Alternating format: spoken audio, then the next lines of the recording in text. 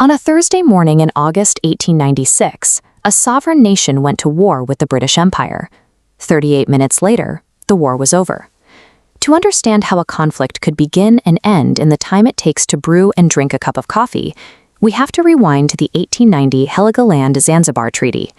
This agreement saw Britain and Germany drawing a line across East Africa, giving mainland Tanzania to Germany and the Zanzibar archipelago to Britain. Britain officially declared Zanzibar a protectorate, adding a specific clause to their arrangement. From that point forward, any new sultan needed express British permission before taking the throne. By 1893, they had installed Sultan Hamad bin Tuwaini. He was a compliant, pro-British ruler who kept the archipelago stable and the trade routes highly profitable for the empire. The local monarchy maintained its titles and its palaces, but the real authority operating Zanzibar had shifted entirely into the hands of British imperial bureaucrats. That delicate arrangement shattered on August 25, 1896, when Sultan Hamad died suddenly, leaving an immediate power vacuum. Almost immediately, his cousin, Khalid bin Bargash, moved into the palace and declared himself the new sultan. He did not ask for British approval. The British consul issued a sharp reminder about the treaty conditions. Instead of stepping down, Khalid gathered his forces, fortifying himself inside the massive multi-story royal palace, along with roughly 2,800 armed defenders. The British response was a strict ultimatum. Khalid was ordered to stand down, disarm his men, and leave the palace grounds by 9 a.m. on August 27th. Khalid rejected every demand. He sent messengers to the British, betting that they were bluffing and would never actually fire upon the royal residence.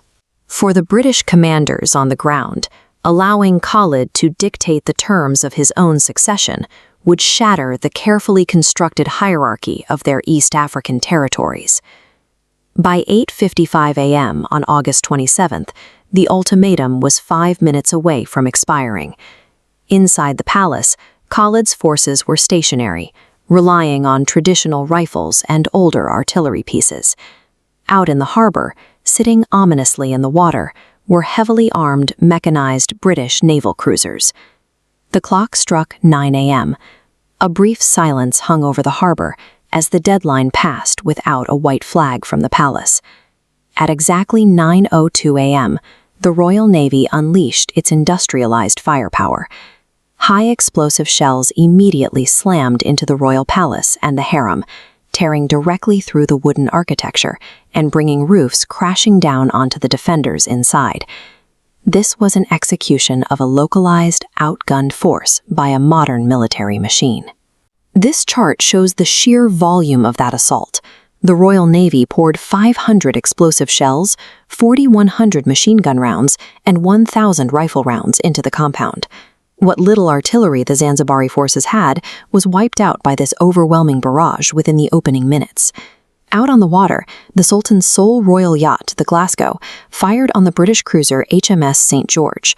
The British returned fire, and the yacht rapidly sank into the harbor. Amidst heavy shelling, reports emerged of Zanzibari defenders attempting to ride bicycles directly into the line of fire. Realizing his forces were being slaughtered in the burning compound, Khalid slipped out through a side door of the palace and fled.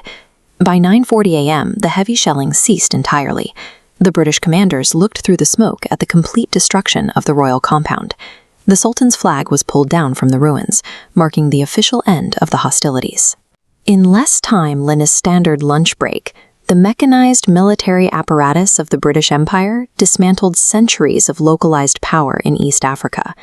The brevity of the violence masked a stark human cost.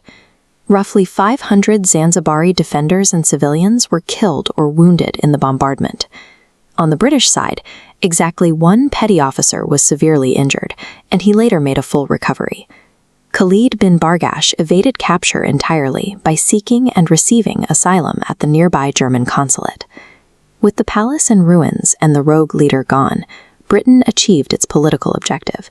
They installed their hand-picked successor, Sultan Hamud, who ruled on their behalf for the next 6 years.